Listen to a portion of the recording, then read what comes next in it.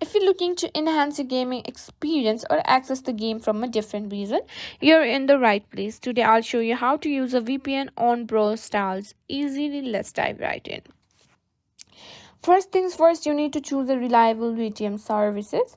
Some popular options are ExpressVPN, NordVPN, and 1.1.1.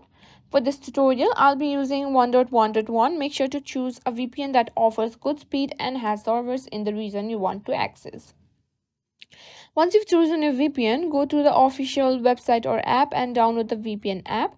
After the download is complete, install the app on your device. It's straightforward and shouldn't take more than a few minutes.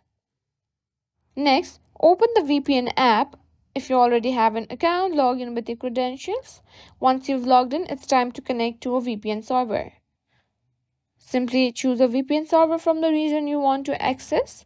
For example, if you want to play Brawl Stars with lower ping or access exclusive content from another region, select the server in that country and hit connect.